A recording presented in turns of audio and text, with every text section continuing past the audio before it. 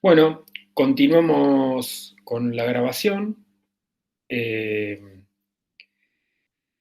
a principios del siglo XX, entonces, siguiendo estos lineamientos, ¿no?, que se comenzaban a insinuar con respecto a la cuestión ornamental, ¿no?, y de la profusión de elementos decorativos en las piezas de diseño o protodiseño, aparece en Alemania, ¿no?, dentro de lo que podría ser el gran movimiento del Art Nouveau, ¿no?, en sus distintas vertientes, ¿no?, una corriente, ¿no?, que se diferencia de esa propuesta, ¿no?, ornamental y ondulante, ¿no?, inspirada en ciertos recursos florales, vegetales, propio de Art Nouveau, y se avisora una nueva tendencia formal, ¿no?, que va hacia la idea de la simplificación de las formas, la síntesis y la planimetría de los recursos visuales que se disponen en el campo visual del cartel, ¿no? Colores planos, economía de recursos, ¿no?, podría decirse de alguna manera, ¿no?, con pocos elementos poder construir todo aquello que sea necesario para la comunicación. eh, entonces tenemos solamente una impresión a dos colores, ¿no?, un negro y un ocre apagado. Eh, si observamos el delantal de lo que es este mozo, es exactamente un rectángulo, ¿no? Una tipografía que está con también una cuestión que ya empezamos a observar y que luego va a ser casi un, un, este, un recurso central del diseño, que es la integración de la tipografía, ¿no?, o la letra, ¿no?, a la imagen. No es algo que está por separado, sino está pensado en conjunto con la imagen, pensada ahí, las letras, ese teatro alemán, dice Deutscher Theater, no sé cómo se pronuncia en alemán, este, digamos, dispuesto ahí exactamente en el delantal. Hay cierta simetría de la forma. Si vemos cómo cae la chaqueta, ¿no?, y la camisa blanca de este mozo, también es exactamente un rectángulo, o sea, una tendencia muy fuerte: simplificación de las formas y geometricidad, que va a ser una de las características que va a ir adoptando el movimiento moderno en el diseño. Esto implica apartarse, ¿no?, de las formas complejas y orgánicas de la tendencia francesa y belga del Art Nouveau, que había sido dominante, inspirada también o influenciada de algún modo ya por las propuestas visuales de Arts and Crafts inglés, ¿no?, en Inglaterra. Esta línea de diseño alemana, ¿no?, digamos, se ubica en una vertiente distinta. Acá vemos, por ejemplo, un detalle de la imagen que vimos anteriormente, ¿no? Vemos esto, cómo se simplifica la forma, se suprimen algunos elementos, es decir, los ojos son apenas esas sombras, ¿no?, de ceja a ojo. No hay orejas. El rostro, o sea, la figura, digamos, el límite de la cara no está delineado, no está al estilo de cómo era el Art Nouveau, o todas las tendencias del dibujo, o la gran tradición del dibujo del Renacimiento en adelante, que es marcar las figuras, diferenciarlas del fondo a través de líneas. Acá no, acá hay una fusión de la figura con el fondo, y podemos empezar a ver cómo hay una conceptualización geométrica de las formas. Para contrastar, digamos, este nuevo estilo, ¿no?, de la imagen, vamos a compararlo con una famosa publicidad de Henry Van de Velde. Vamos a verlo ahora a esta figura, es una prominente figura de este movimiento del Art Nouveau, y va a ser un destacado miembro de la organización que vamos a ver ahora dentro de un rato, ¿no?, la Deutsche Werbung. Me estoy adelantando un poco. Digamos, un artista, arquitecto, artesano, diseñador, muy relevante en la época, ¿no? Es una figura importante. Y vemos cómo en este cartel de un alimento, ¿no?, una especie de lo que sea acá un Nestum, ¿no?, un cereal, eh, se dispone el título, digamos, de la marca, Tropón, a un detalle ahí más tipográfico, después el resto son simplemente formas ornamentales, ¿no?, que recuerdan a flores, que recuerdan a ondulaciones vegetales, u orgánicas, típicas del Art Nouveau franco-belga, ¿no? Bueno, si contrastamos con el trabajo de Holbein, ¿no?, que es este artista alemán y diseñador alemán, que es uno de los pioneros, digamos, de este modelo de cartel, ¿no?, vemos claramente las diferencias que hay entre uno y otro. Vemos otro famoso cartel de Holbein, ¿no?, de una publicidad para una sastrería. Nuevamente, cómo utiliza el recurso de la geometría, ¿no?, la geometría para dibujar la tela del figurín que está adelante, ¿no?, esta persona que está parada, exagerando, ¿no?, la frecuencia de la trama lineal del tejido, ¿no?, en estas líneas verticales, donde nuevamente no se delimita la figura por un contorno lineal, ni por un cambio de color, ni de valor, ni de tonalidad, sino simplemente porque esas líneas verticales de la trama textil, ¿no?, aparecen, digamos, enmascaradas en la silueta de la figura humana, ¿no? En un juego también, en un juego visual de figura y fondo, donde la figura digamos, se mezcla con ese fondo planimétrico, ¿no? Todas las figuras son planimétricas, todas las formas se reducen a dos tonos, aprovechando, acuérdense, economía de recursos, aprovechando los recursos técnicos de producción de la litografía, ¿no?, conscientemente haciendo uso del efecto y del resultado que permite la simplificación de los procedimientos litográficos. Vemos como la figura del fondo, la figura que está, digamos, el personaje, que sería el carretero, digamos, el conductor de esa diligencia, también tiene un traje a cuadrícula, exagerada nuevamente, también para mostrar la idea de trama textil, y también se suprimen algunos elementos lineales que se suponen, digamos, como es el doblez digamos, del dibujo donde tendría que ir el brazo, ¿no?, o los botones, o la caída, digamos, del cuello, del tapado, y otras cuestiones, digamos, de lo que podría ser un típico dibujo decimonónico, ¿no? Es decir, una propuesta a principios del siglo XX donde, digamos, surgen elementos visuales que van a caracterizar, digamos, un modelo de cartel que se lo conoce como póster objetivo, ¿no?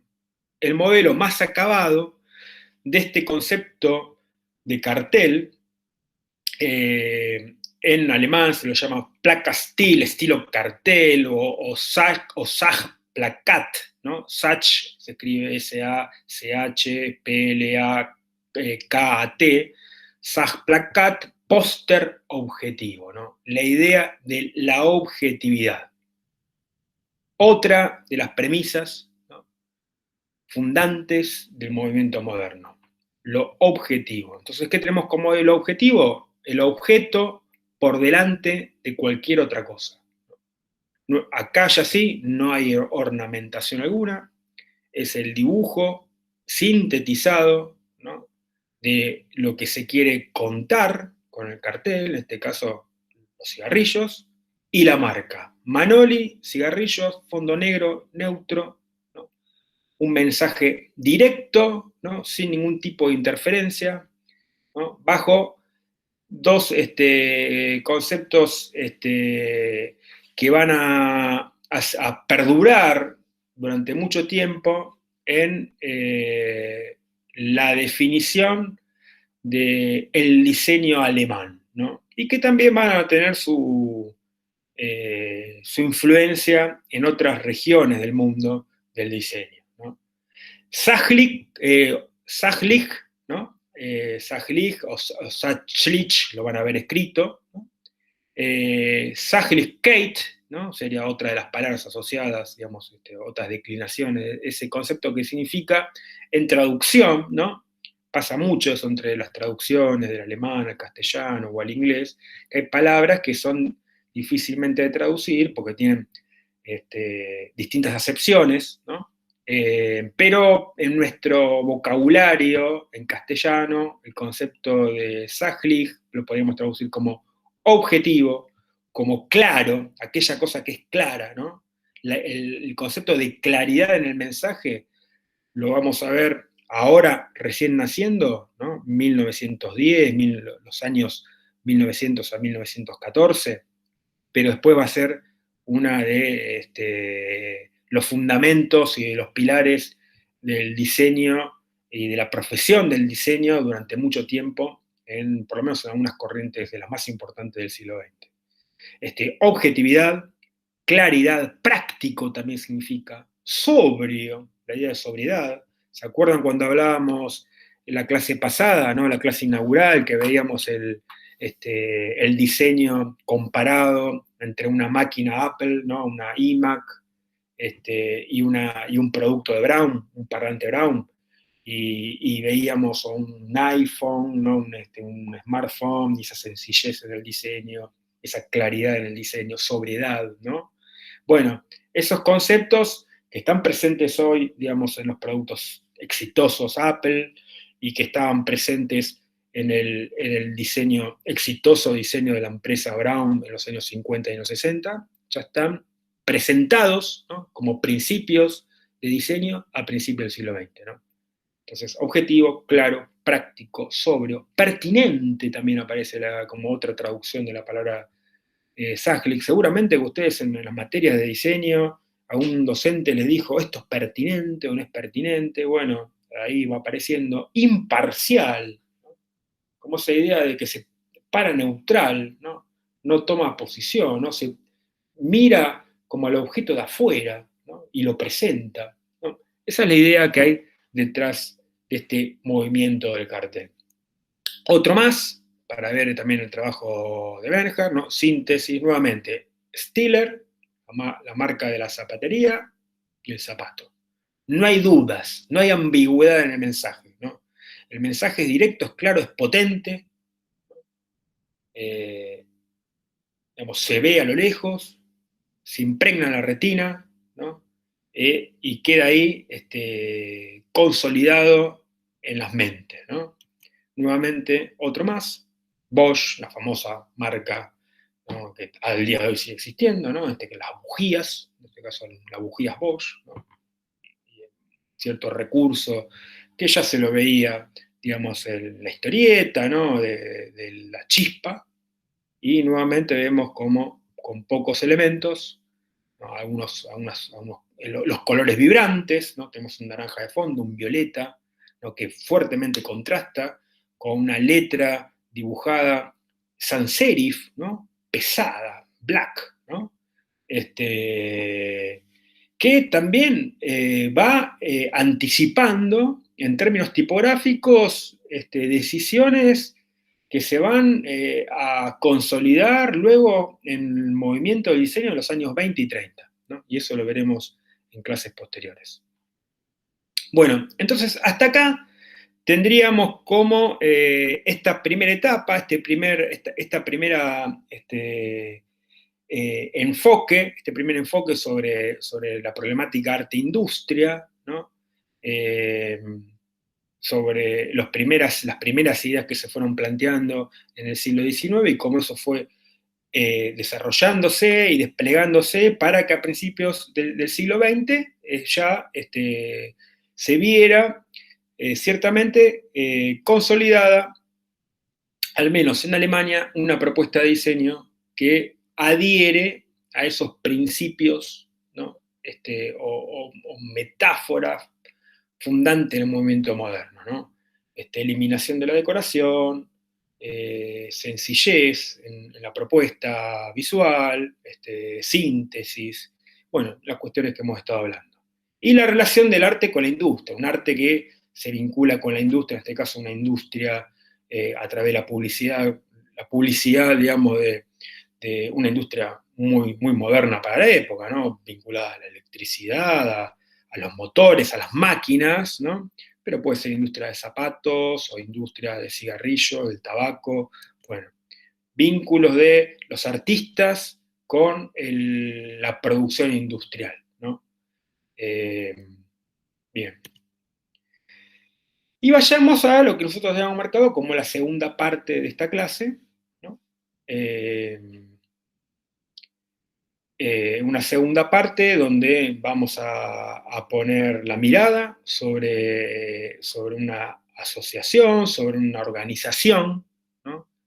Que se fundó en Alemania a principios del siglo XX, ¿no? La Deutscher Werkbund, ¿no? O Liga de Talleres Alemanes, sería la traducción, bajo un lema tal cual está ahí traducido, que dice, lo mejor del arte, lo mejor de la industria, lo mejor de la artesanía, ¿no? Y se proponía como finalidad, ¿no?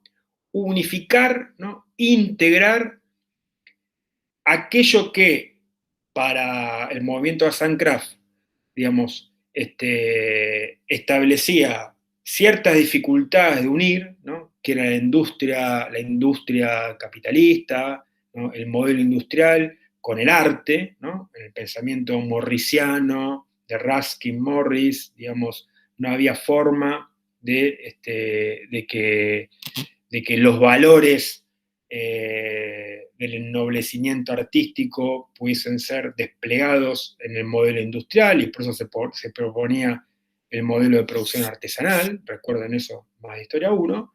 Bueno, ahora estamos frente a un movimiento, ¿no? Que tiene como finalidad ennoblecer el trabajo artesano, relacionándolo con el arte, por un lado, ¿no? Es decir, con las bellas artes, romper la dicotomía, digamos, esa contradicción que había entre las bellas artes y las artes aplicadas, ¿no? Juntar al artesano con el gran artista, el arquitecto, ¿no? O el pintor, ¿no? Bueno, y relacionándolo todo eso con la industria, ¿no? Bueno, se arma una asociación, ¿no? Que se propone reunir, dice así su propio manifiesto fundacional, los esfuerzos y las tendencias, ¿no? Hacia el trabajo de calidad, ¿no? Entonces plantean unir el arte, la artesanía y las industrias para un trabajo de calidad. La persona que, digamos, que impulsa esta asociación es un arquitecto y teórico alemán llamado Hermann Muthesius. Anótenselo de ahí, lo habrán leído, lo tendrán que leer en el texto. Hermann Muthesius. Hermann Muthesius, ¿no? Que había sido permeado por estas discusiones que ya se plantean, digamos, desde fines del siglo que estuvimos hablando, a propuesta de la Cámara de Industriales alemanes, ¿no? Y con financiamiento e impulso del Estado alemán, ¿no? Digamos, le ofrecen ir a Inglaterra como una suerte de agregado de la embajada alemana para estudiar justamente el movimiento de arte y oficios inglés y qué era lo que estaban haciendo los ingleses con respecto a este problema del arte, las artesanías y las industrias. Piensen que estamos frente a un momento, y esto es clave para entenderlo también, ¿no? Acuérdense que siempre cuando hablábamos de los ejes de análisis de la historia del diseño, ¿no? Y hablábamos de el eje artístico, el eje industrial, ¿no? Del eje político. Bueno, hoy claramente estamos parados sobre el eje arte-industria, ¿no? La industria y el arte. Pero el eje político es muy importante también. Eh, Requeriría más tiempo por desarrollarlo y no es el propósito de esta clase ni tampoco del programa de la materia. Pero hay un trasfondo, podríamos decir, geopolítico detrás de estos movimientos y detrás de lo que es, y eso lo podemos claramente analizar en los trabajos prácticos, detrás de las propias palabras de Mutesius, de Van de Velde y de los propios miembros de la Deutsche Bank, ¿no? Y el trasfondo es la competencia entre la industria inglesa y la industria alemana. Los ingleses, recordemos, ¿no? Toman la avanzada en el desarrollo industrial capitalista. Es en Inglaterra en el siglo XVIII donde se produce la revolución industrial. Es en Inglaterra uno o el primer país donde la burguesía, ¿no? La burguesía como clase social logra consolidarse en el poder, ¿no? E impulsar toda su energía creativa, ¿no? En el plano económico y social para salir, digamos, de la vieja sociedad feudal y transformar y avanzar hacia la sociedad capitalista, moderna, ¿no? Y el primer lugar es Inglaterra, y Inglaterra es la avanzada, ¿no? Es la avanzada mundial en el siglo XVIII, así lo demuestra con la Revolución Industrial, se posiciona centralmente en el siglo XIX, en el periodo victoriano, y de algún modo Alemania va corriendo por detrás, ¿no? Pero al mismo tiempo va avanzando y la industria alemana va también posicionándose a un punto que va chocando y entrando en disputa con otras potencias que también digamos, disputan, ¿no? Los mercados, ¿no? Y la influencia sobre el concierto internacional, ¿no?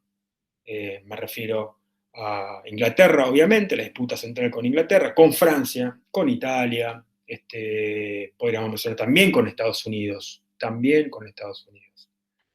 Bueno, ese trasfondo, ¿no?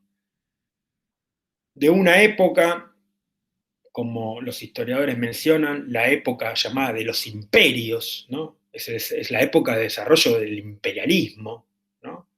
De la época de la gran exportación de capital, ¿no? Donde aparecen el viejo modelo capitalista de la libre concurrencia, lo que se llama, ¿no? De las empresas que compiten unas con las otras, ¿no?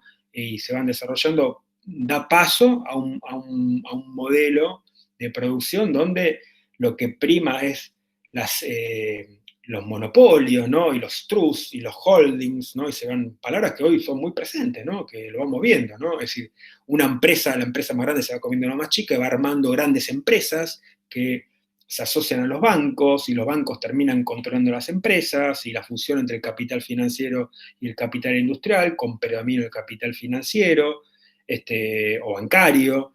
Y de ahí la exportación de capital, que no es solamente exportar productos, sino exportar las empresas, así que las empresas produzcan, ¿no? E instalen fábricas en otros países del mundo donde consiguen mejores o más baratas materias primas y fuerza de trabajo. Bueno, cosas que se van definiendo hacia fines del siglo XIX, principio del siglo XX, bien explicado en un libro, nosotros lo tomamos siempre como referente a Erich Hobsbawm, que es un historiador, bueno, ya fallecido, pero que tiene varios libros que explican muy bien todo el pasaje digamos, de los comienzos de la industrialización hasta el siglo XX. Ustedes tienen un capítulo sobre su quinto libro, que es Historia del siglo XX, o cuarto, quinto, no me acuerdo bien, y él está muy bien explicado esto que yo estoy diciendo en el texto sobre la era de los imperios, el libro La era de los imperios. Que no leímos el texto nosotros ahora porque, bueno, ya sería demasiada bibliografía y preferimos explicar 2 o 3 cosas simplemente como contexto, pero sin profundizar en eso, ¿no? Bueno, decíamos entonces, la embajada alemana envía, ¿no? El Estado, podríamos llamar el Estado alemán, ¿no? Asociado a la gran industria alemana, ¿no? Lo envía a este arquitecto, Hermann Muthesius, para que estudie cómo estaba Inglaterra desarrollando, digamos, su industria, ¿no? Una Inglaterra exitosa para aquella época, ¿no? Potencia internacional, claramente. Ahí se topa Muthesius con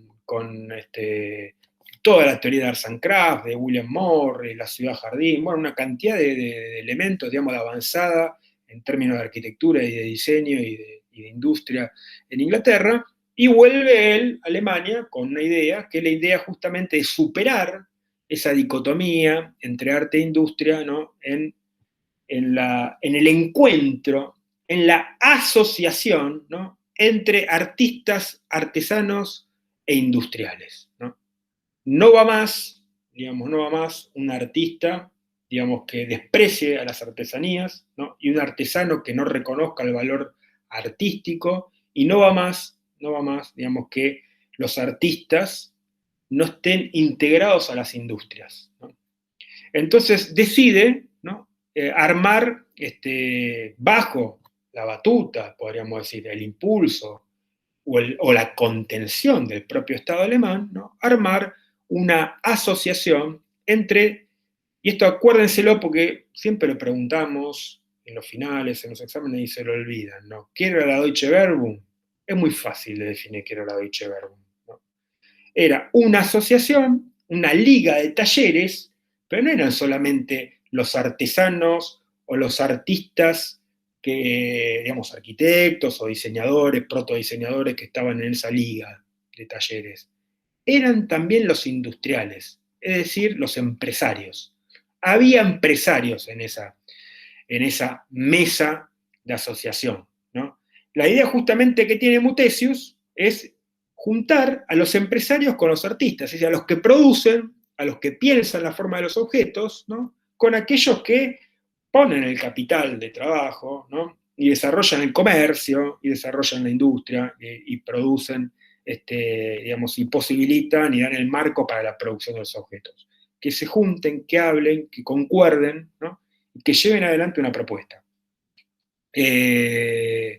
Mutesio dice, y lo plantea, ¿no? ¿Qué nos proponemos? Bueno, el perfeccionamiento progresivo de la producción, dice, es una cuestión vital para Alemania, ¿no? Dice, es así, es vital para Alemania que nos perfeccionemos. La Deutsche Werbung pone todo su empeño en crear las premisas necesarias, ¿no? dice Muthesius, para la exportación de un arte industrial, ¿no? Se proponen eso, o sea, claramente en el pensamiento de Muthesius está desarrollar las industrias para exportar, digamos, ¿no? En el subtexto, léase, para ganar mercado, para competir con las otras potencias y con los productos ingleses, norteamericanos o franceses, ¿no? Y para eso, ¿qué tenemos que hacer? Tenemos que ennoblecer el trabajo de los artesanos relacionándolo con los industriales, ¿no? No vale, repito, no es que lo dice Mutesio de esa manera, ojo, lo digo yo, ¿no? Pero en el subtexto, ¿no? Podríamos decir, no vale lo que hacía William Morris, ¿no? Que era pelearse, ¿no? Con los industriales capitalistas, ¿no? Negar la producción capitalista, no. Los artistas tienen que estar metidos adentro de las empresas. Esa es la idea. Y además, ¿qué es lo que se propone en la Deutsche Werbung? Y ese es también otro lema que va a tomar Muthesius. Diseñar, ¿no? Diseñar desde los almohadones de los sofás hasta la construcción de las ciudades. O sea, y va planteando una idea que también va a estar muy fuerte, por lo menos en algunos movimientos o algunas escuelas, digamos, ligadas al movimiento moderno en el diseño, de un arte total, ¿no? Podemos decir, un diseño total, algo que lo abarque todo, ¿no? Que lo piense en todas sus dimensiones, tomando ciertas ideas de William Morris, ¿no? Del hábitat, de mejorar el hábitat. Y no se refiere solamente a la arquitectura, ¿no? Se refiere a la arquitectura y lo que está dentro de la arquitectura. Es decir, los sofás donde se sienta la gente, las mesas, las sillas, con qué cosas come, todo el tipo de mobiliarios, y si salimos de la ciudad, y si salimos de la casa, ¿no? o del edificio, bueno, la calle, la ciudad, ¿no? Un concepto, digamos, amplio y abarcativo del problema de diseño. Va a plantear también Mutesius, ¿no? En debate con el pensamiento romántico morrisiano, ¿no? Que con respecto a la problemática de la máquina, si usar o no la máquina, ¿no? En el caso de Mutesius y la línea de los artistas y teóricos que están, digamos, que se disponen detrás de su figura, ¿no? Dentro de la propia asociación, ¿no? Un planteo de alianza con la máquina, ¿no? O sea, la máquina no es un problema como lo plantearía románticamente un primer William Morris, ¿no? De los años 50, 60 del siglo XIX, ¿no? La máquina debe ser bien usada, dice, ¿no? Y el resultado de la máquina, ¿no? Y plantea cierta idea, fíjense, que ya está muy, muy clara en Mutesius, ¿no? Que el resultado de la máquina solo puede ser una forma sin adorno, ¿no? Desnuda, dice. Acuérdense de lo del ornamento, ¿no? Al mismo tiempo, entonces, si lo pensamos, al mismo tiempo que el arquitecto Loss, ¿no? Influenciado por los arquitectos norteamericanos de Chicago, ¿no? Plantea el ornamento es un crimen, ¿no? Al mismo tiempo, ¿no? o el ornamento visto como crimen, al mismo tiempo Mutesius plantea que el resultado del uso de la máquina solo puede ser una forma sin adorno, ¿no? Es decir, sin ornamento. Otro elemento, ¿no? De la asociación, Theodor Fischer, ¿no? Plantea que no es la máquina lo que ¿no? En debate con esa visión, volvemos a repetir, de esos jóvenes románticos ingleses que negaban, ¿no? Con alguna razón también, los productos de la industria victoriana inglesa, ¿no? Dicen, bueno, no es la máquina la que hace un trabajo deficiente, sino nuestra incapacidad para usarla con eficacia. Entonces pongamos, ¿no? El ojo sobre los procedimientos que están detrás del uso de la máquina y sobre las formas que proponemos que la máquina produzca, ¿no? Va a decir Fischer también que el espíritu de la época, ¿no? El espíritu de esta época industrial, por eso repetimos que hay que entender esto en un momento, digamos, de gran desarrollo industrial, ¿no? Donde, bueno, ya estamos en una segunda, tercera etapa del el proceso de industrialización, ¿no? Muy avanzada ya, no estamos a fines del siglo XVIII, estamos a principios del siglo XX, ¿no? Entonces, el espíritu de la época, es decir, lo moderno, ¿no?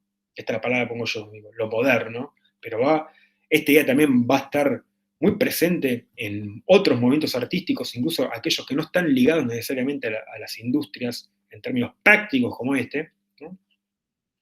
Dice Fischer, entonces, que el espíritu de la época está en lo útil, lo funcional y lo objetivo, ¿no? Nuevamente vemos cómo esas palabras, ¿no? De que la forma sigue la función, ¿no?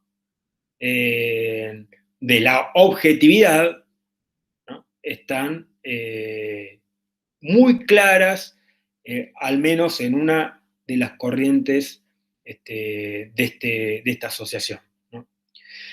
¿Qué más plantea la Deutsche Werbung? como parte también de un movimiento que se genera, si se quiere, en los últimos vacilaciones del movimiento Art Nouveau, ¿no? O del modernismo, el llamado modernismo de fin de siglo, ¿no? Principio del siglo XX. Una ruptura con el historicismo, ¿no? A diferencia de los estilos, ¿no? O los no estilos del siglo XIX, ¿no? Donde veíamos, ¿se acuerdan? Esa silla que parecía como una silla medieval, pero también barroca, es decir, estilos donde tanto los arquitectos, ¿no? Copian, ¿no? O diseñan edificios, casas, o todo tipo de arquitecturas inspirándose en formas del pasado, ¿no? Eso se llama historicismo. También aparece hasta en algunos elementos del diseño gráfico o tipográfico, ¿no? Como un refugio, como refugiarse en el pasado, ¿no? Frente a un momento de auge de la innovación técnica, ¿no? Buscamos la forma hacia atrás, ¿no? Bueno, ellos proponen rompemos con el pasado y miramos hacia adelante. Es decir, rompemos con el romanticismo morrisiano. Acuérdense que Morris miraba hacia la Edad Media, ¿no? Bien que Morris miró hacia la Edad Media, pero generó una propuesta innovadora, ¿no? No es lineal, no se quedó simplemente con las formas de la Inglaterra medieval, ¿no? Generó una nueva propuesta que inspiró también a todo el modernismo de fin de siglo y de principio del siglo XX, ¿no? Pero en el caso de la Deutsche Welle, la ruptura es mayor, ¿no? La ruptura es total. No hay que mirar eso, sino miramos hacia adelante. ¿Bien? Bueno, esos serían como algunos de los conceptos fundantes de esta asociación. Entonces decíamos, en esa asociación que comienza con 12 personas, ¿no? Comienza con 12 personas, entre las cuales había un arquitecto y artista. Yo quiero hacer una aclaración con esto, porque todo el tiempo decimos arquitecto, artista, ¿no? Y parece como que es lo mismo. Hoy serían cosas distintas, ¿no? Una cosa se enseña en la Facultad de Arquitectura y la otra se enseña en la UNA, ¿no? Universidad de las Artes, ¿no? Entonces uno los pensamos, no sé, están con pinturas al óleo, con instalaciones o con arte conceptual o qué sé yo, y otros están haciendo planos, renders y construyendo edificios, ¿no? Pensamos así. Hoy están claras esas diferencias, pero en aquella época no era tan claro. ¿Por qué? Porque la arquitectura se enseñaba en la misma escuela que se enseñaba artes, ¿no? Las bellas artes, o sea, la arquitectura era considerada como otra bella arte, ¿no? Y se enseñaba al mismo tiempo, ¿no? En el mismo lugar. O sea, los mismos estudiantes que después se dedicaban o a la escultura o a la pintura al óleo, o al grabado, bueno, también se podían dedicar a la arquitectura, ¿no? Eso sucedía, era así, por lo menos en Alemania, en Inglaterra y en otros países europeos. En Argentina también había algo de eso. No había una facultad de arquitectura a principios del siglo XX en la Argentina, también para saber, ¿no? Como detalle. Entonces los arquitectos aprendían a pintar, aprendían a dibujar, y después se dedicarían, ¿no? Entonces aprendían filosofía, ¿no? Sobre todo aprendían academicismo, que era la revisión, ¿no? De la historia del pasado, sobre todo de la historia clásica, ¿no? La gran escultura clásica, griega, romana, la arquitectura romana, bueno, todo el impulso neoclásico estaba muy presente en las academias, ¿no? Cierro el paréntesis de esta aclaración que es importante. Entonces decía, en esa primera asociación, entre esas 12 personas, piénsenlo así, había 12 personas, artistas, empresarios, acuérdense que había empresarios, ¿no?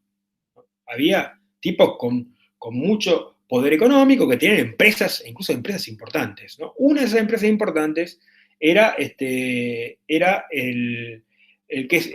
era el referente de una industria que se llamaba AEG, ¿no? Ahora le voy a mostrar algo. Y también estaba otro artista, ese mi arquitecto, que era Peter Behrens, ¿no? Entonces, el dueño, el industrial, el empresario de la AEG, ¿no? Conoce a Peter Behrens y deciden trabajar juntos, ¿no? Peter Behrens pasa a ser como en aquel momento, él se llama consultor artístico, ¿no?, de la empresa AEG. ¿Tá? Todavía no existe la palabra diseñador, ¿no?, o jefe de diseño, o director de arte, no existe eso. Existía consultor artístico de la empresa AEG. AEG, que significa Compañía General de Electricidad. Una empresa, ahí vemos la fábrica de turbinas, ¿no?, una de las fábricas de turbinas, creo que en Berlín, diseñada por Peter Behrens, ¿no? Ahora vamos a hablar un poco. Peter Behrens, y tenían estos artistas, digamos, de esta época, ¿no?, estos protodiseñadores de principios del siglo XX, y eso también lo vamos a ver en otros movimientos, ¿no?, posteriormente en Bauhaus, o en Rusia y en otros lugares, que tienen la capacidad de dedicarse a la arquitectura, ¿no?, dedicarse, poder hacer tipografía, poder hacer impresión, poder hacer un cartel, poder diseñar un objeto de uso como una pava eléctrica. Ahora vamos a ver, todo eso podía hacer Peter Behrens, ¿no?, porque estaban formados integralmente y de esa manera. Yo les voy a mostrar una foto que grafica un poco y bastante, ¿no?, esta idea expansionista, bien de la época, ¿no?, y que tiñe, y que es un rasgo de nuestro mundo contemporáneo, ¿no?, y que aparece fuertemente en esta época, ¿no? Es decir, empresas de los países centrales, de los países más industrializados, ¿no?, que se radican, ¿no?, y que expanden e exportan, ya sea sus productos o sus fábricas, ¿no?, las exportan a países de las periferias o de otras regiones, ¿no? Les muestro una foto que me encuentro hace muy poquitos años en una línea de subte de Buenos Aires. Esto es uno de los vagones viejos de la línea, en ese momento era la línea D, ahora estos vagones creo que están en la E, ¿no?, en la línea E de Buenos Aires. Dice equipamiento eléctrico Siemens AEG, ¿no?, como una asociación. Siemens, la gran empresa también alemana de productos eléctricos, y la AEG. Ese loguito que ustedes están viendo ahí, AEG, año 2017, fíjense, año 2017, estamos hablando 100 años, fue diseñado casi un siglo antes por Peter Behrens. Fíjense esa idea. Van a ver que incluso, fíjense, vayan a los barrios más antiguos de Buenos Aires, o vean algunas tapas de electricidad, esas de hierro forjado, ¿no? Y algunas van a ver que son AEG, ¿no? Es decir, con esa idea de expandirse y competir, ¿no?, con otros productos de otras empresas. Y van localizando y ganando mercados. En este caso, van el mercado consumidor de la Argentina como país dependiente, ¿no? Bien, también está hablando de cómo ya el mundo se van perfilando dos tipos de países, ¿no? Los países centrales, ¿no?, industrializados, ¿no?, imperialistas, por un lado, y los países como la Argentina, ¿no?, que somos dependientes, ¿no? Dependientes, ¿por qué? Porque dependemos de los países centrales para poder producir o consumir una cantidad de cosas que no las podemos hacer.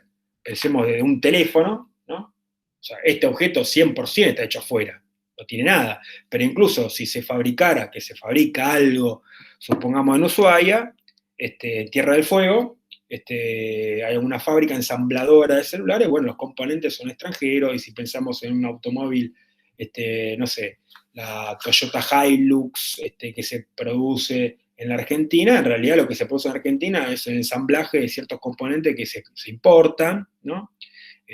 Se calcula que todo el conjunto de la industria metalmecánica argentina tiene un 70-80% de productos importados. Es decir, nos ubicamos en un lugar de países que compran tecnología, compran industria, ¿no?, y vendemos materias primas, ¿no? Esa es la característica de cómo se fue perfilando el mundo, ¿no? Y también que le da cierta explicación, en parte, a por qué nos pasa lo que nos pasa, ¿no?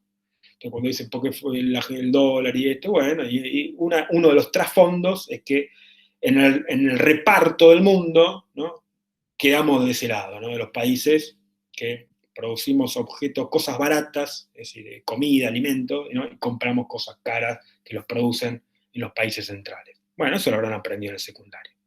Estoy simplificando mucho, no quiero simplificarlo, pero es esa, básicamente, este, eh, digamos, el trasfondo de la cuestión. Y es en este momento donde ya se empieza a definir claramente la cosa. Y este es un caso para verlo. Y la dejé. Y lo ponemos simplemente porque ese logo lo diseñó la persona que también diseñó este edificio, y es más, lo vemos ahí el logo ese. Y ahora vamos a hablar algo sobre el logo. Ahora, vamos a ver algo que también nos representa esto que estuvimos hablando antes, los cambios de estilo, ¿no? Y los cambios de recursos, cómo se van transformando los recursos formales y esa tendencia a la desornamentación y a un diseño cada vez más objetivo, ¿no? Y más sintetizado. Bueno, esto que vemos acá es la evolución del logotipo de la AEG en apenas 14 años. En apenas 14 años el logotipo tuvo varios cambios, 5 hasta estabilizarse en uno, que es el que vemos que se aplica prácticamente con algún pequeño detalle hasta el día de hoy, ¿no? La compañía sigue existiendo, aunque sea parte, digamos, de otro holding más grande, ¿no? Es esta cosa de que hablábamos antes, de una compañía compra la otra y demás. Acuérdense, ¿no? Fox compra Disney, compra Fox, Fox compra Marvel y qué sé yo, entonces bueno, este actor se pelea, entonces el Hombre Araña de la uno no trabaja porque era de Disney y el otro, bueno, esas cosas que bien de nuestra época, bueno, ya comenzaban a darse en esta, ¿no? Bien, veamos esto que hablábamos del logo, ¿no? 1896, ahí ya vemos cómo el dueño de la AEG está buscando, ¿no? Está buscando artistas que le den identidad a su empresa, ¿no? Sin hablar todavía de la palabra identidad, estamos poniendo conceptos más contemporáneos, ¿no? Hoy hablaríamos diseño de identidad o identidad corporativa, ¿no? En aquel momento no había un planteo de identidad corporativa, sino había cierta idea de organizar, ¿no?, la propuesta formal de la empresa, ¿no? El diseñador de este primer logotipo, ¿no?, o emblema, o monograma de la empresa, era un importante arquitecto, ¿no?, del historicismo alemán, lo que hablábamos antes, ¿no? Esta idea de una arquitectura, un diseño que estuviese mirando hacia el pasado. Entonces tiene esta profusión, ¿no?, de ornamentación, ¿no?, donde las letras se envuelven, ¿no?, en volutas bien ornamentales, que parece como una especie de hierro forjado, ¿no?, pero a la vez también muy orgánico y vegetal, bien al estilo de lo que sería entre el fin de siglo y los modelos de diseño victoriano, ¿no?, del siglo XIX. Todavía estamos ahí.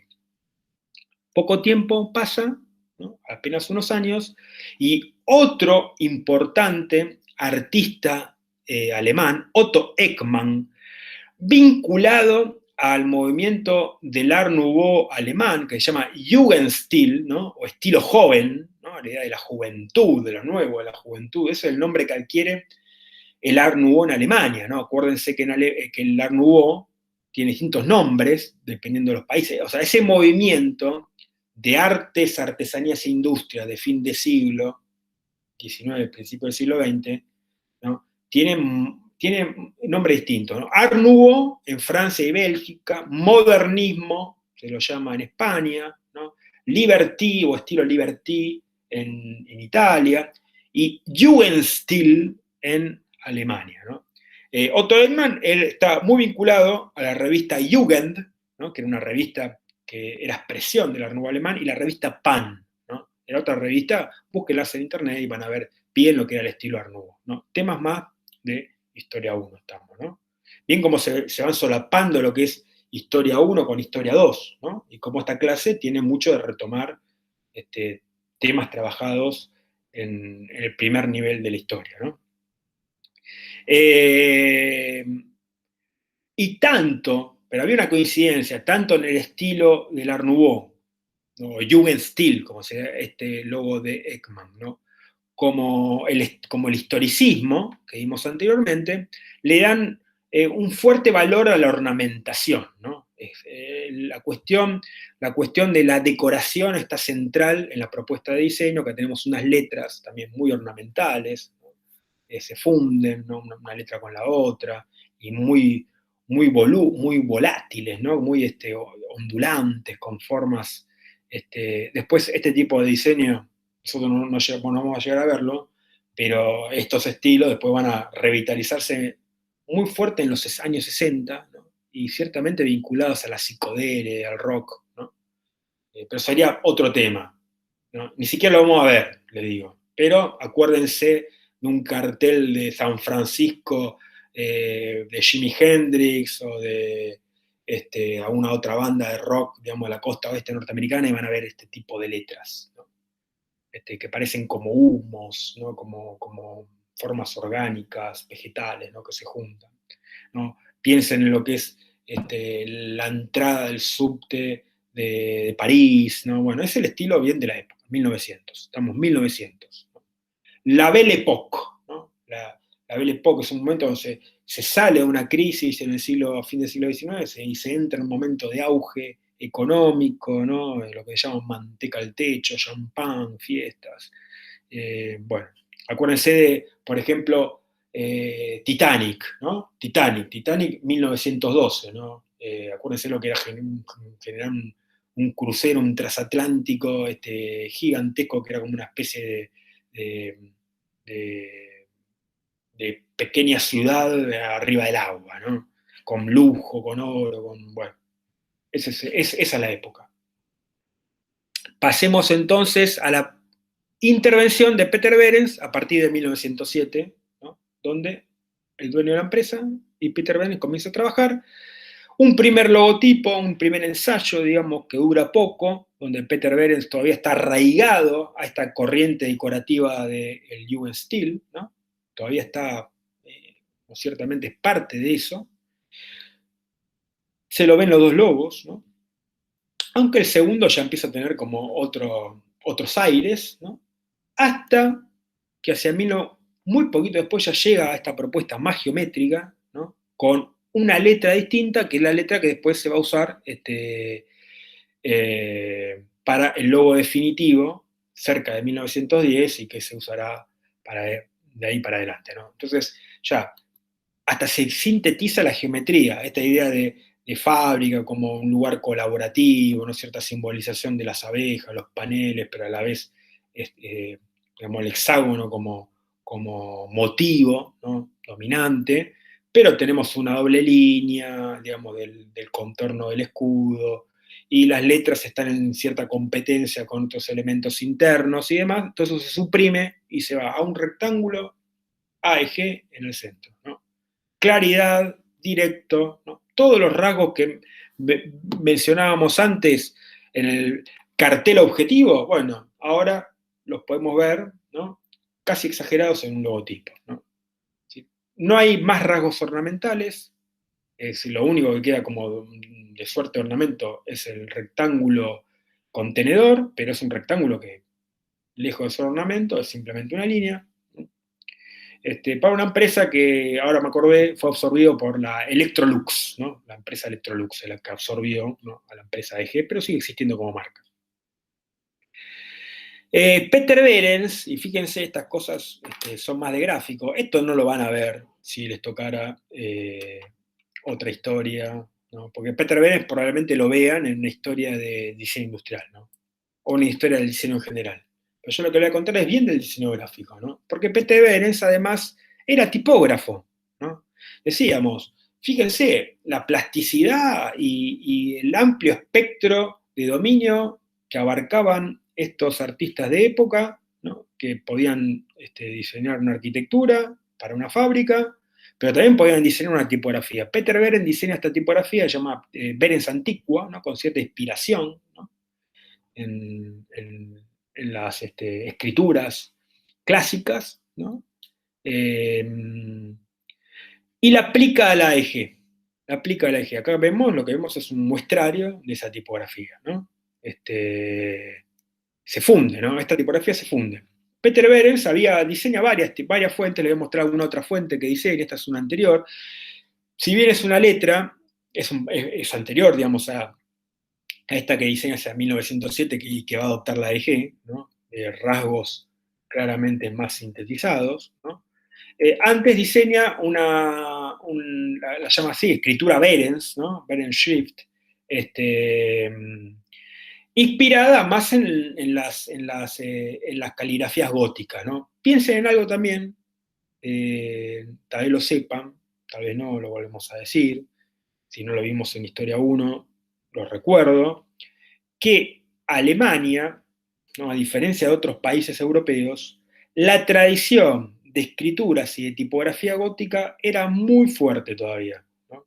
Muy fuerte. Para aquella época, a principios del siglo XX, había diarios, como decir ahora, no sé, el Clarín o La Nación, que se imprimían enteramente en letra gótica, ¿no? Es decir, y había carteles en letra gótica, había revistas en letra gótica, es decir, era algo que estaba en las prácticas y usos de las lecturas de los pueblos germánicos, ¿no? Eso desde el Renacimiento, desde la imprenta en adelante, siempre fue así, ¿no? Bueno, Peter Behrens entonces plantea objetivos modernos, ¿no? Un objetivo moderno, digamos, de movimiento moderno, para una fuente tipográfica inspirada en la Edad Media, ¿no? Como en las góticas, ¿no?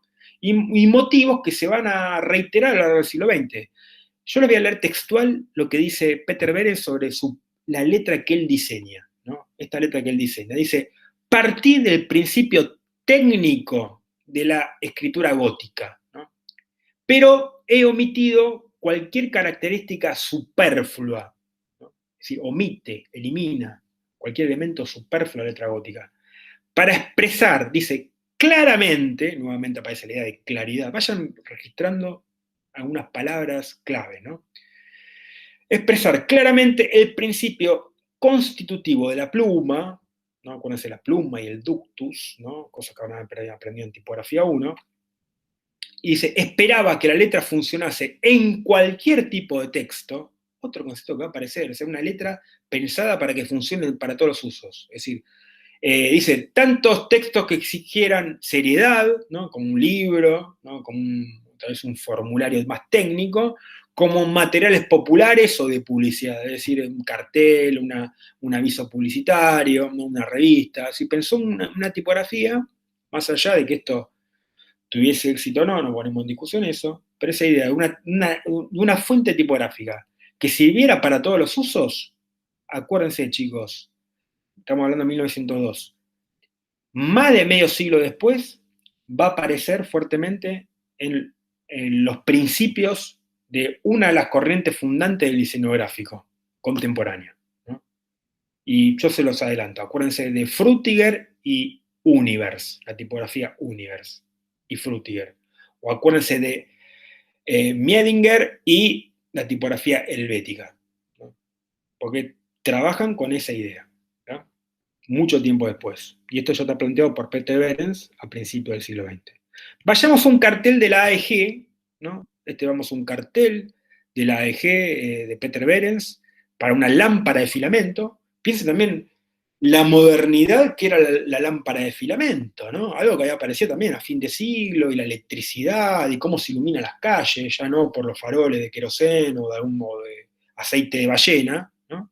Como vemos en las películas, sino con las luces de la electricidad, ¿no? Y todo lo que, los cambios culturales que implica la aparición de la electricidad para la vida nocturna, ¿no? La vida nocturna en el exterior, en el entretenimiento, ¿no? En el esparcimiento de las clases, digamos, urbanas, ¿no? Y también en los interiores de las casas, ¿no? Ya las cosas, cómo se puede extender la vida, ¿no? Más allá de la caída del sol, ¿no? Y no depender solamente de una vela o de un farol, sino poder iluminarse. Bueno, concepto de modernidad que está por también detrás de contextualizando todo esto que está sucediendo, ¿no? Y Peter Behrens diseña este famoso cartel, muy, muy famoso, nuevamente con su tipografía, ¿no? Pensada y usada para esta empresa. Hay como, si se quiere, un diseño de identidad tipográfico, ¿no? Donde hace una construcción, ¿no? Digamos, un ordenamiento de las formas bajo ciertas reglas, ¿no? de matemáticas, de ordenamiento estético, la sección áurea, ¿no? El rectángulo áureo, el cuadrado áureo, el círculo, el triángulo, ¿no? Que claramente construyen el espacio, ¿no? Y ordenan todos los elementos en el campo visual. Y cuando vamos al detalle, acá estamos viendo el detalle de la lámpara y el efecto de luminosidad, nos encontramos con una formulación de círculos que se van ordenando, ¿no? Y ampliando en una frecuencia de líneas y de puntos, en una trama, ¿no? Pero una trama lógica, matemáticamente organizada, ¿no? Hoy, digamos, una computadora podría hacer esta imagen, ¿no? Esa línea de puntos del triángulo perfectamente se la designamos con un Illustrator, ¿no? Con un InDesign, le agregamos un valor, un grosor de línea, un grosor de punto, un distanciamiento entre punto y punto, y lo que está sucediendo alrededor de la lámpara para dar esa sensación de luminosidad lo podríamos hacer con el Photoshop, ¿no? Bueno, no había ni Photoshop, obviamente que no, pero sí había un pensamiento lógico, que es distinto, digamos, al pensamiento plástico. Esto como lo haría, si se quiere, un Jules Geret, ¿no? Para poner un cartelista del fin de siglo francés, ¿no? O un Toulouse-Lautrec, otro francés del Art Nouveau, ¿no? Es una cosa distinta. Y esta idea de trama de puntos, de geometría, ¿no? De ordenar todos los elementos bajo parámetros de pensamiento lógico y geométrico, va a ser otra premisa más de una de las vertientes del movimiento moderno. Y en esta publicidad de Peter Behrens vemos nuevamente el concepto de póster objetivo, en realidad es un aviso publicitario. Nuevamente vemos la marca, ¿no? Compañía Eléctrica Alemana, AEG arriba, ¿no? Ya no la sigla, sino el desglose de las palabras, ¿no?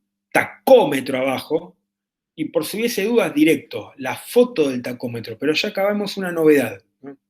No se hace uso de la ilustración, como veíamos en los carteles de Hallway o los que vimos anteriormente, Bernhard, que vimos anteriormente. Se usa uso de la fotografía. ¿Y de qué tipo de fotografía? Una fotografía que trata de objetivarse. ¿De qué modo? Se extrae el objeto de su contexto. No es el tacómetro en un lugar, digamos, donde funciona el tacómetro, no, está lo que hoy llamaríamos recortado y extraído de su fondo, ¿no? El fondo es blanco, es neutro, es infinito, y ahí está el objeto tacómetro. Y el punto de vista de la fotografía, ¿no? El punto de vista de la fotografía también difiere de la tradición de la fotografía, que sería sacarlo 3/4 o perspectivarlo, ¿no? Darle idea de volumen, ¿no? De mostrar el volumen. No, está enteramente frontal, mostrando el diseño circular del reloj, ¿no? Del tacómetro, mostrando la simplicidad del objeto diseñado, ¿no? Bueno, este concepto también, 1908, principio de siglo, está dialogando con el póster objetivo que habíamos antes, ¿no? Con los carteles de Hallway y de Behrens, y está dialogando en Francia con el movimiento Art Nouveau, que poco que ver con esto tenía, ¿no? Pensémoslo también así. Había otro lenguaje visual, otra expresividad de la forma, ¿no? Estamos hablando de otra cosa. Pero este modelo, ¿no? De reducir los elementos formales a lo mínimo, ¿no? Del uso de la fotografía objetivada, extraída de recortada del fondo, ¿no? Con un fuerte alto contraste, ¿no? Frontalizada, va a ser una premisa que después se va a retomar varias veces a lo largo de la historia del diseño, ¿no? E incluso hasta la actualidad. E incluso hasta la actualidad, ¿no? Piensen cómo es una publicidad de una Apple, ¿no?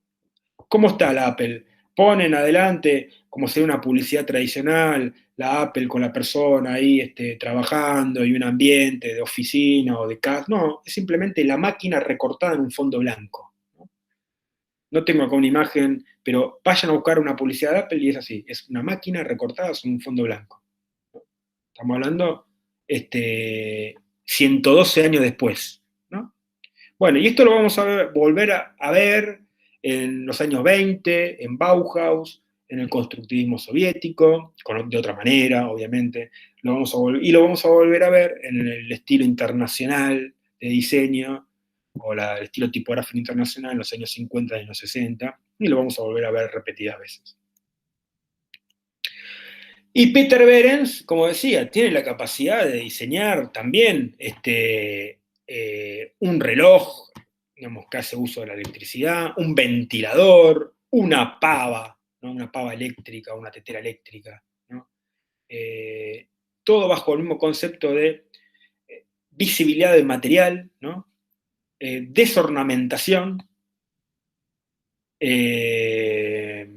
claridad, ¿no? En la propuesta estética, no claridad en la funcionalidad. Bueno, también nuevamente ideas, anótenselas, que las vamos a volver a ver. Fíjense incluso cómo aparece la marca, ¿no? Simplemente la letra AEG dispuesta ahí entre los números que recuerdan más a la otra fuente tipográfica diseñada por Behrens. Bien.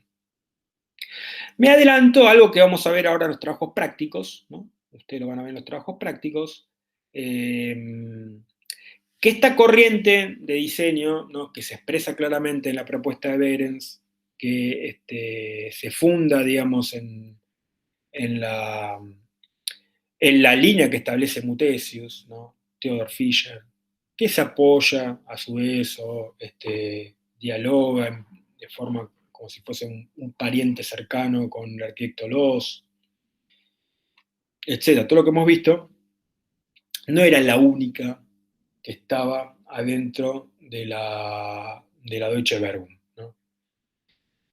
La Deutsche Werbung se propone, entre todas las cosas de su programa, que un modo, ¿no? Que un modo que tenía, ¿no? Para cambiar y para modificar el gusto del consumidor, ellos se proponían también, o sea, una nueva propuesta formal requiere un cambio en las apetencias de los consumidores, ¿no? Requiere un nuevo público, un público moderno, un consumidor moderno, etcétera, ¿no? Entonces se proponían hacer publicidad, ¿no?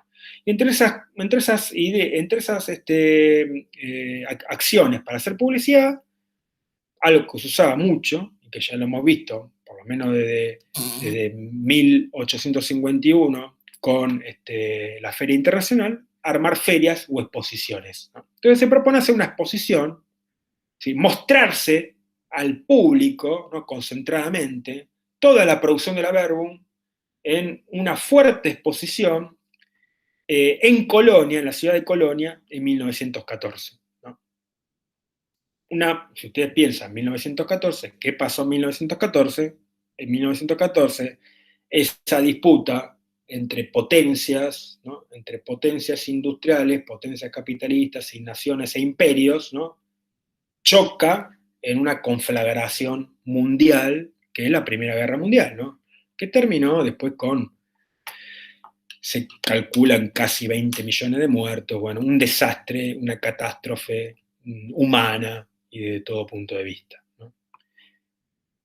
Ese mismo año se decide hacer la feria, antes obviamente que se desate el conflicto bélico, pero a poco de andar la feria explota la contienda y queda inconclusa, podríamos decir, la feria. Acá lo que tenemos es uno de los tantos afiches propagandísticos, ¿no? De difusión de esa exposición, ¿no? Diseñado por Emke, que era un diseñador también de ese movimiento de diseño alemán de principios del siglo XX, asociado al Art Nouveau, etc. ¿No? Que Emke ya venía también trabajando con las ideas, por ejemplo, en el caso del libro, en el caso del diseño del libro, ella planteaba que, que la belleza del libro, ¿no? no está en el objeto en sí, digamos, en la forma, en la ornamentación, sino la capacidad que tiene el objeto de comunicar el pensamiento, ¿no?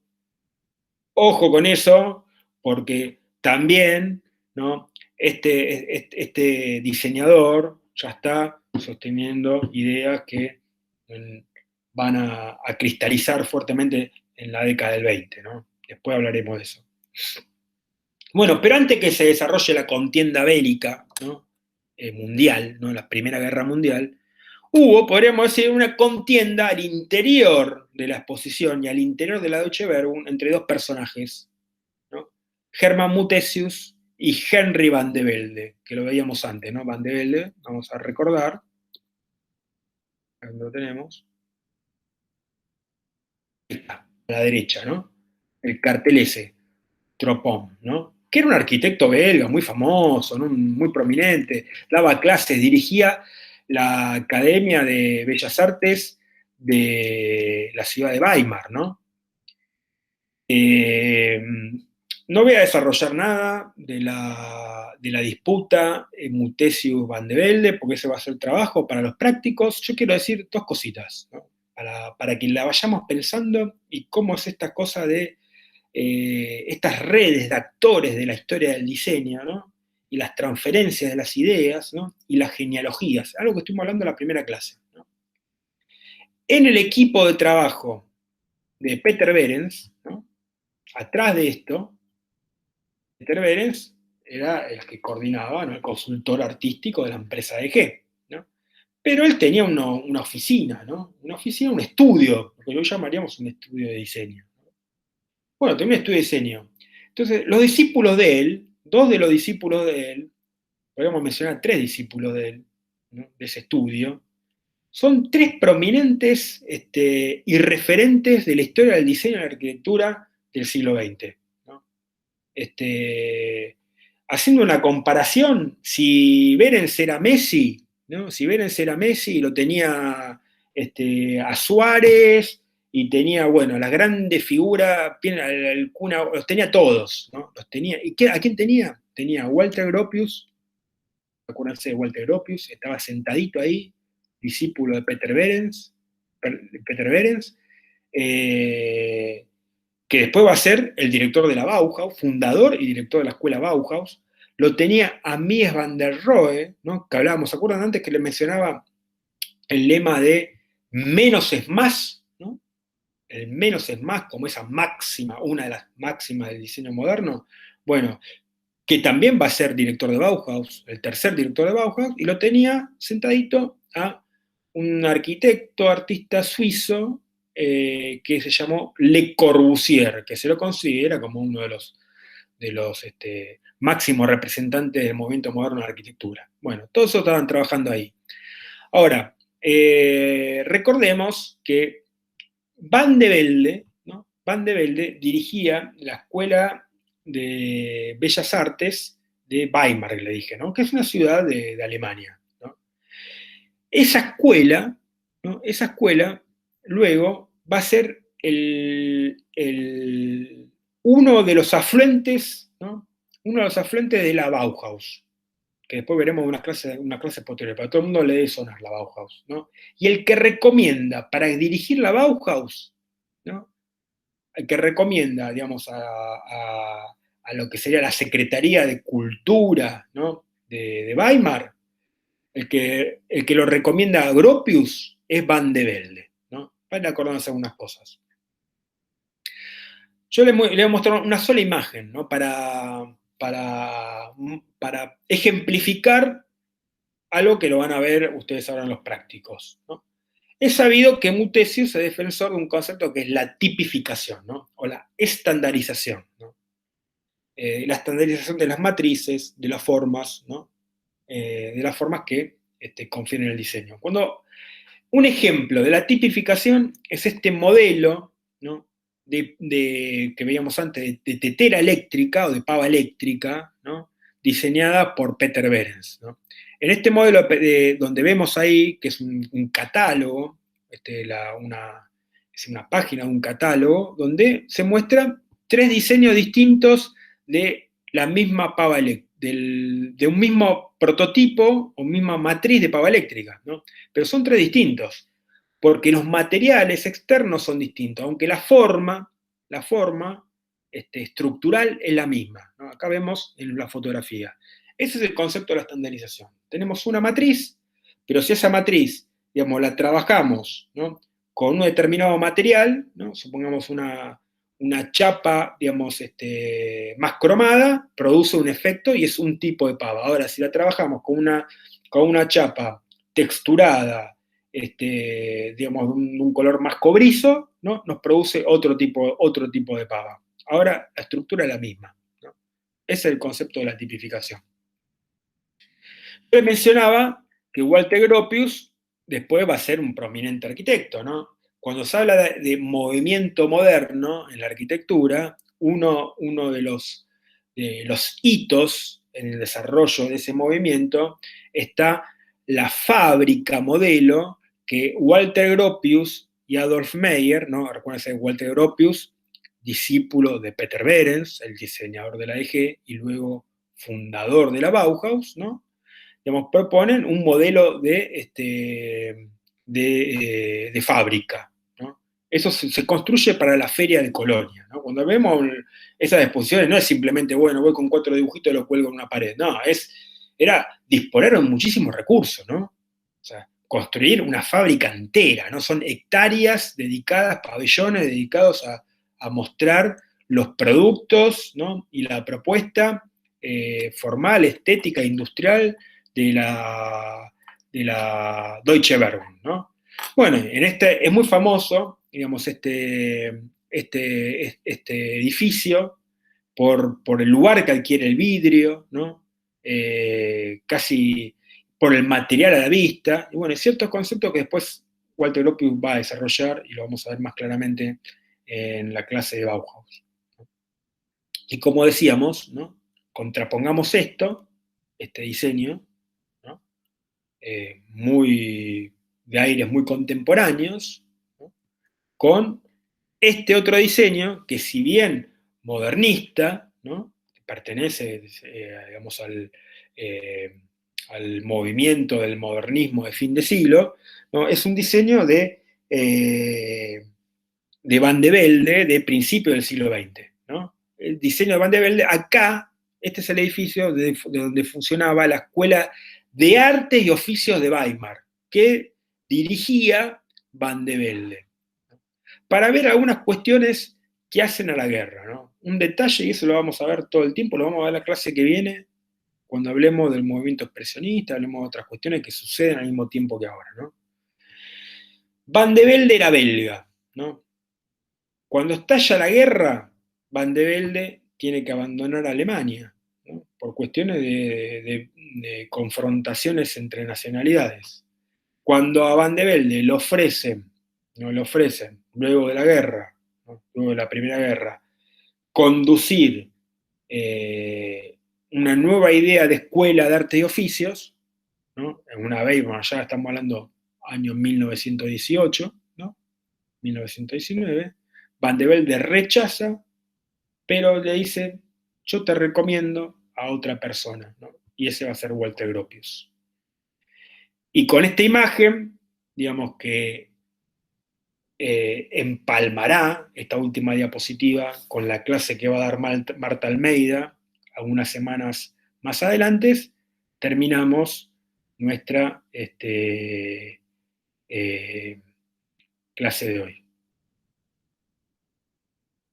Voy a dejar de presentar, me despido todas y todas y, bueno, se verá cada uno con su docente en los prácticos para retomar el trabajo, estas ideas que hemos visto hoy, que están fundamentadas en el texto de Patricia Sayetz, ¿no?, en la compilación esa que hizo Patricia Sayetz y en los textos que le hemos dado sobre el tema, y nos vamos a concentrar especialmente sobre el debate entre Mutesius y Van de Velde, es decir, la contienda que se da al interior de la Werbung.